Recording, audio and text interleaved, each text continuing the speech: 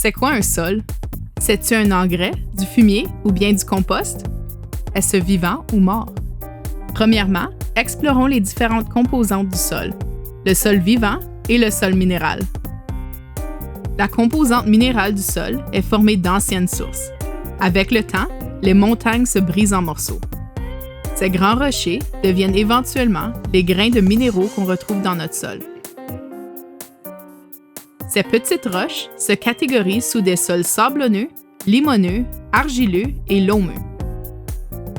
Le sable contient les plus gros morceaux visibles. Le sable est idéal pour ne pas devenir saturé d'eau car l'eau peut facilement couler à travers les grains de sable. Mais cela signifie aussi que le sable a du mal à retenir l'eau et les nutriments. Puisque l'eau voyage si bien dans le sable, ces sols peuvent s'assécher plus facilement. L'argile contient les plus petits grains.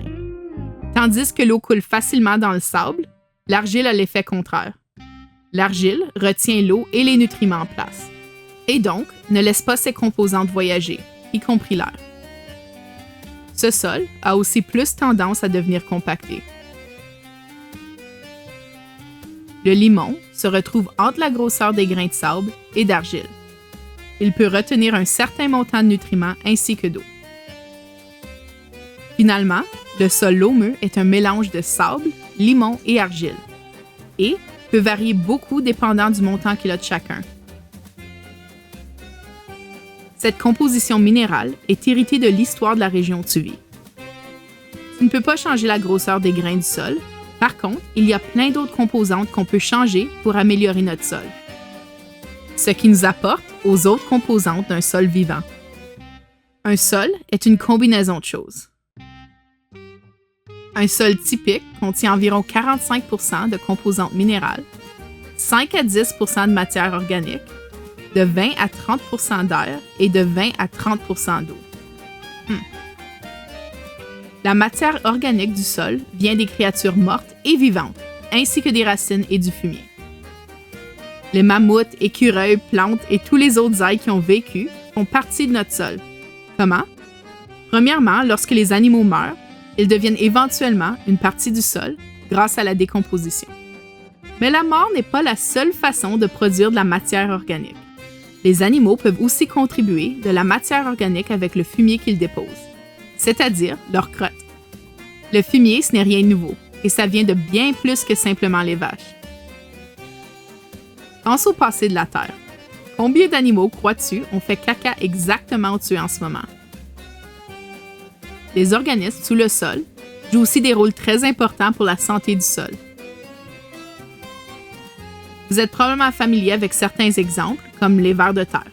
Par contre, il y a beaucoup plus que seulement des vers dans le sol sous nos pieds.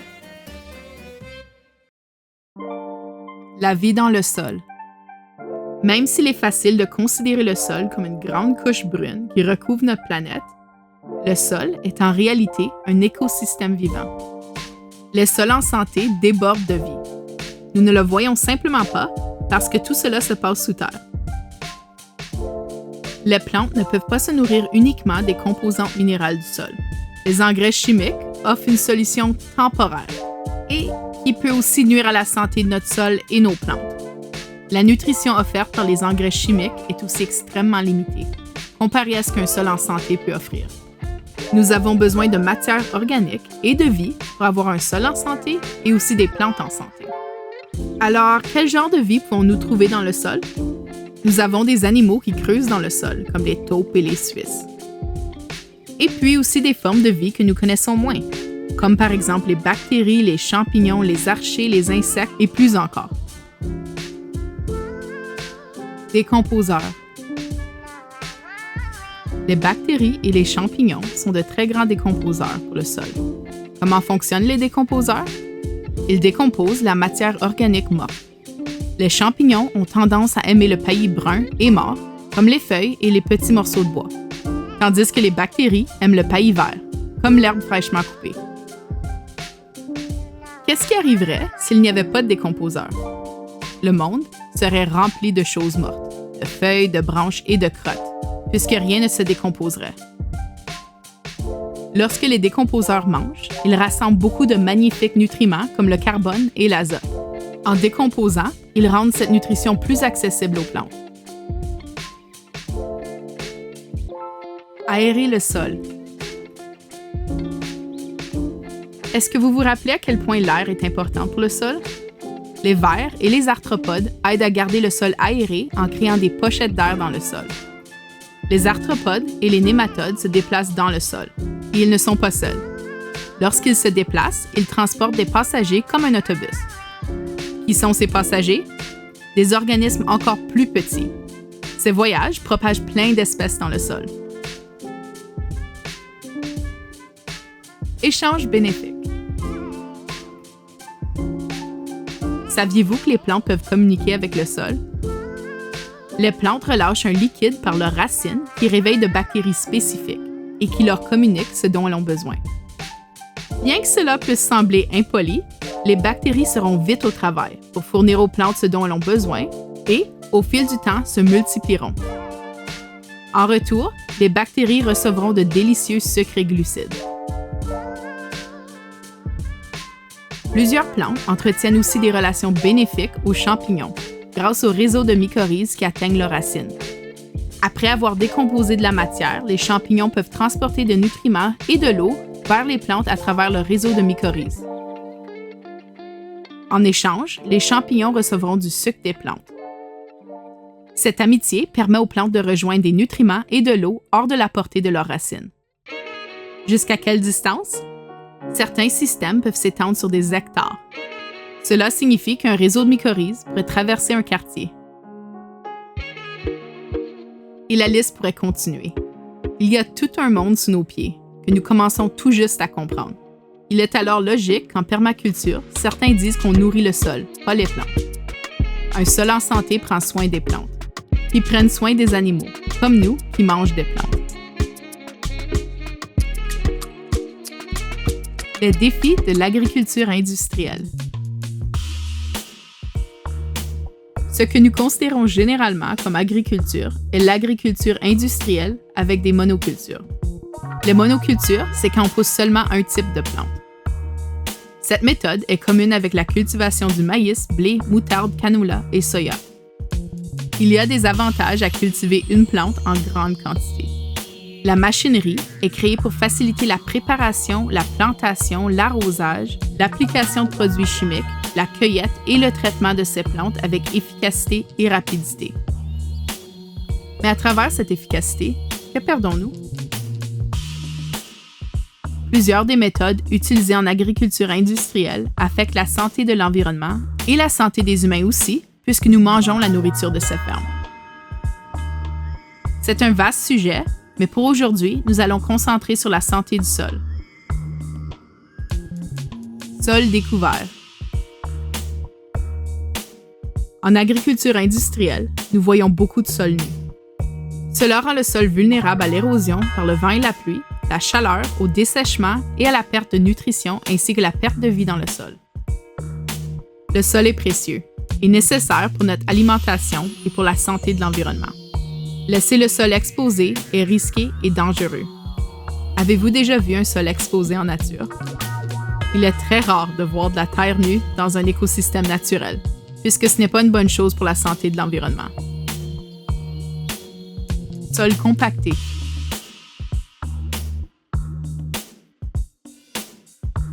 Un sol devient compacté lorsqu'il se fait écraser. C'est commun sur les sentiers qui sont utilisés par plusieurs personnes. Avec le temps, tous ces pieds humains écrasent le sol vers le bas et le compactent. Lorsque le sol est compacté, il devient dénudé, avec peu ou même aucune végétation, et devient dur au toucher. La compaction devient encore plus probable et rapide lorsque les sols sont humides, comme par exemple au printemps.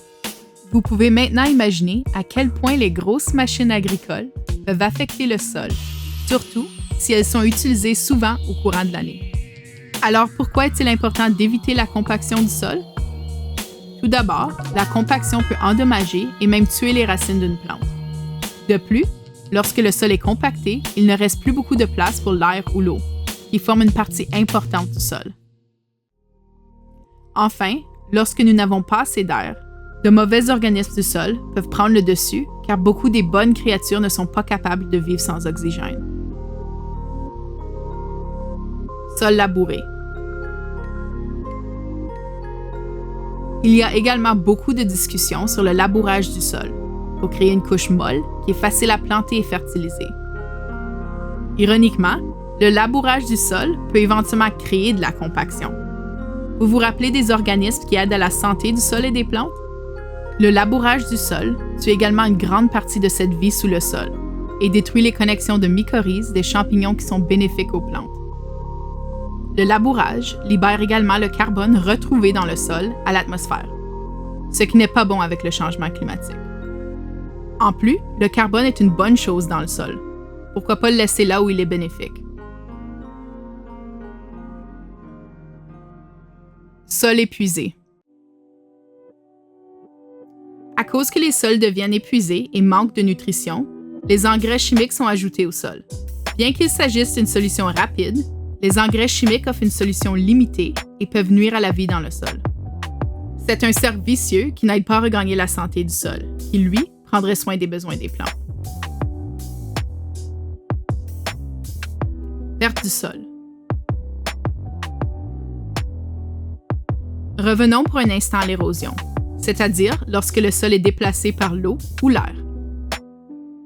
Dans l'agriculture industrielle, les sols nus et labourés risquent d'être érodés. Les sols et les produits chimiques d'agriculture peuvent se déplacer aux écosystèmes aquatiques, provoquant entre autres des inondations. Le vent déplace le sol et cause des problèmes de respiration, puisque nous respirons le sol dans l'air. Finalement, nous avons besoin du sol où il se retrouve. Perdre ce sol est un danger pour nos écosystèmes et aussi pour notre accès à la nourriture, qui est nécessaire à notre survie comme humains. De nombreuses régions du monde perdent leur sol à un rythme très rapide. Dans le monde entier, on estime que nous avons perdu la moitié de la couche supérieure du sol au cours des 150 dernières années. Besoin d'eau plus élevé. C'est difficile d'être une plante dans un sol en mauvaise santé. La compaction, l'érosion, les produits chimiques, le manque de nutrition et de vie dans le sol. Et puis, comme si ce n'était pas assez, un sol en mauvaise santé retient aussi mal son eau et sèche facilement. Les plantes ont besoin de nutrition et d'eau pour survivre. Si l'eau ne reste pas dans le sol, cela signifie qu'il faudra arroser davantage. Et il en faut beaucoup. 70% de l'eau utilisée par les humains est utilisée pour l'agriculture. Perte de biodiversité. La biodiversité, c'est la diversité de vie. Cette biodiversité est extrêmement importante pour la santé des écosystèmes. Malheureusement, nous perdons beaucoup de cette diversité de vie avec l'agriculture industrielle, en cultivant seulement une variété de plantes et en détruisant les habitats naturels. Nous perdons également beaucoup de biodiversité dans nos sols à cause des pratiques d'agriculture industrielle. Le séchage, le mélange, la compaction et l'ajout d'engrais et de pesticides peuvent tous tuer la vie dans notre sol. Comment s'occuper d'un sol vivant? Alors, comment pouvons-nous améliorer nos sols? Il n'y a pas seulement une solution universelle. Tout comme chaque écosystème est unique, nos jardins le sont aussi. Voici quelques idées pour bâtir un sol en santé. Éviter ou limiter le labourage. Il existe de nombreuses machines pour mélanger le sol. Certaines, plus destructives que d'autres pour le sol. Certains agriculteurs décident de seulement labourer la première année, tandis que d'autres l'évitent complètement. Il y a aussi d'autres façons de travailler le sol tout en évitant le labourage, comme par exemple planter les radis daikon, qui aident à briser le sol dur tout en apportant de l'oxygène dans le sol. Éviter ou limiter les engrais. Il existe de nombreuses choses qui peuvent être utilisées pour nourrir le sol. Les excréments de vers de terre, le compost, la fermentation et le fumier de bonne qualité, et plus encore. Il est même possible d'en fabriquer à la maison pour pas cher. Une analyse du sol est aussi une bonne idée pour comprendre le sol et ses besoins. Éviter ou limiter les pesticides. Prenez le temps de connaître vos créatures. Avant de supposer qu'un insecte endommagera votre jardin, Faites une petite recherche. Certaines créatures n'ont peut-être pas l'air super mignonnes et douces, mais sont des excellents amis du jardin. Un écosystème en santé inclut des prédateurs, des proies et toutes sortes d'interactions pour maintenir l'équilibre. Et cela s'applique également à la vie du sol. Nous ne pourrons peut-être pas éviter tous les types de dommages, mais il y a plusieurs techniques basées sur des écosystèmes naturels qui aideront à balancer le jardin et limiter la perte de nourriture. Tout d'abord, nous pouvons considérer ce dont la plante a besoin lorsque nous décidons où la planter. Par exemple, les conditions humides pourraient augmenter le risque de maladies fongiques pour certaines plantes. Deuxièmement, planter une grande variété de plantes ajoutera une protection à votre jardin. Avec qui vos plantes seront-elles amies? Certaines espèces de plantes donnent certains bénéfices ou protections aux plantes voisines. En parlant de connaître nos plantes, nous pouvons considérer les caractéristiques d'une plante avant de l'acheter. Certaines variétés ont des résistances aux maladies et aux insectes. Finalement, lorsque nos sols et nos écosystèmes sont en santé, les plantes elles-mêmes sont en meilleure santé et plus résistantes aux dommages. Limiter la grosse machinerie et la compaction du sol. Nous savons maintenant que nous voulons éviter de compacter le sol. Alors, devrions-nous tout simplement rester à la maison et éviter de marcher n'importe où? Cela semble un peu ridicule, n'est-ce pas? Une façon d'éviter le compactage consiste simplement à être conscient du mouvement. Par exemple, nous pouvons limiter la marche où on pousse nos plantes en créant des sentiers entre les rangées de plantes. Nous pouvons également éviter de travailler dans le jardin lorsqu'il est super trempe. À plus grande échelle, on peut considérer la compaction avant d'utiliser des grandes machines agricoles. Le labourage du sol est également une autre cause de la compaction du sol. C'est alors une considération à prendre avant de labourer. Nous pouvons ajouter du paillis, des plantes couvre-sol et des espèces végétales qui aident à briser les sols durs. Nous pouvons également nourrir le sol et la vie du sol. Sol couvert. Couvrir les sols aide à éviter le dessèchement, l'érosion et la compaction. La couverture végétale ou de paillis aide également à ajouter de la nutrition au sol, nourrir la vie dans le sol et ajouter de la matière organique. En plus, couvrir le sol aide aussi à réduire la demande d'eau du jardin. Certaines méthodes populaires consistent à recouvrir le sol de plantes vivantes, de paillis ou bien même de combiner les deux méthodes. Typiquement, les paillis utilisés sont la paille, les feuilles et les copeaux de bois. Une fois que le paillis se décompose, il contribue à la nutrition du sol. Et, en attendant de décomposer, il aide à réduire les mauvaises herbes dans le jardin. C'est aussi possible d'ajouter des lisières de plantes comme dans une forêt, en plantant des plantes couvre-sol, des vignes, des buissons et des arbres pour créer une forêt nourricière. Haute biodiversité. Dans la nature, plusieurs espèces coexistent ensemble.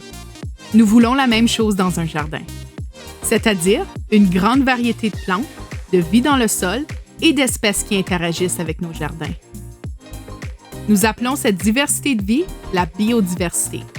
La biodiversité contribue à protéger un jardin de plusieurs façons et contribue également à créer des écosystèmes en meilleure santé. C'est également important d'inclure des plantes vivaces dans notre jardin. Ces plantes vivent de nombreuses années et présentent de nombreux avantages. Par exemple, puisque les plantes vivaces vivent plusieurs années, elles laissent leurs racines dans le sol à l'année ronde et contribuent à développer un sol riche et plein de vie. Planter plus d'espèces natives et conserver des espaces naturels. Les espèces natives sont très importantes pour l'environnement et pour les créatures qui y vivent. Elles sont également résilientes au climat local car elles appartiennent à cet écosystème depuis longtemps. Les espèces natives peuvent également contribuer à maintenir un sol en santé et le protéger de l'érosion. Malheureusement, lorsqu'il s'agit d'agriculture industrielle, les espèces natives sont généralement ni conservées ni plantées. Nous pouvons planter des espèces natives dans nos jardins et garder certaines régions naturelles intactes. C'est un excellent moyen de laisser la nature coexister avec la production de nourriture. L'importance de la santé du sol. Maintenant que nous en savons davantage sur le sol, c'est facile à comprendre pourquoi la santé des sols est si importante. Nutrition. Des écosystèmes en santé avec des sols en santé créent de la nourriture avec beaucoup de nutrition. Lorsque nous nourrissons notre sol, il nous nourrit. Et lorsque nous mangeons des aliments nutritifs, cela nous aide à rester en bonne santé. Sécurité alimentaire. Un sol en santé nous donne de la stabilité et de la sécurité pour notre alimentation. Comment? Un sol en santé est moins sensible au niveau d'eau, c'est-à-dire qu'un sol en santé est beaucoup plus résistant aux sécheresses et aux inondations. Un sol en santé protège aussi les plantes de maladies et d'insectes ravageurs. Tout comme nous, lorsque les plantes sont en bonne santé, elles tombent moins souvent malades. Un sol en santé est aussi plus résistant à l'érosion. Cela veut dire que nous ne perdons pas la couche nutritive de notre sol et qu'elle reste là où elle appartient. Puits de carbone. Un sol en santé peut utiliser et absorber le carbone, ce qui fait du sol un excellent allié pour lutter contre le changement climatique. Si nous pouvions augmenter la matière organique des sols agricoles mondiaux par 1%, nous pourrions stocker 256 milliards de tonnes de carbone. Cela représente 3/4 de ce dont nous avons besoin pour atteindre notre objectif de 350 ppm de carbone. De plus, si nous ne labourons pas le sol, nous ne libérons pas le carbone qui s'y trouve déjà. Il y a plusieurs façons de créer de la nourriture avec beaucoup de nutrition, tout en prenant soin de l'environnement. La polyculture, la permaculture, les forêts nourricières, l'agriculture régénératrice et le sylvopâturage ne sont que quelques exemples. Il est aussi important de reconnaître le savoir traditionnel impliqué dans plusieurs de ces méthodes. Il y a beaucoup de connaissances qui proviennent de communautés autochtones partout au monde, qui pratiquaient depuis longtemps plusieurs de ces méthodes brillantes, et ce, bien avant que des mots comme permaculture soient inventés. Notre planète fait face à plusieurs enjeux, mais il y a plusieurs choses dont nous avons le pouvoir de faire. Nous pouvons construire des systèmes alimentaires plus résilients, plus sains et plus diversifiés. Nous pouvons bâtir des communautés fortes où nous valorisons l'apprentissage et le partage. Nous pouvons trouver relation, respect et sagesse dans la façon dont nous interagissons avec le monde qui nous entoure. De la création d'un sol en santé à la création d'une communauté vibrante, il y a plusieurs façons d'avoir un impact positif sur les espaces dans lesquels nous vivons. Intéressés à apprendre plus sur la permaculture et les forêts nourricières? Nous avons comme but de bâtir une forêt nourricière par quartier. Ces forêts nourricières mimiquent des écosystèmes forestiers, tout en nous offrant de la nourriture comme des pommes, poires, cerises sûres, framboises et une variété d'herbes. Nous avons plusieurs projets où s'impliquer et de sessions gratuites pour apprendre de nouvelles habiletés. Pour plus d'informations ou pour nous rejoindre, visitez notre site web.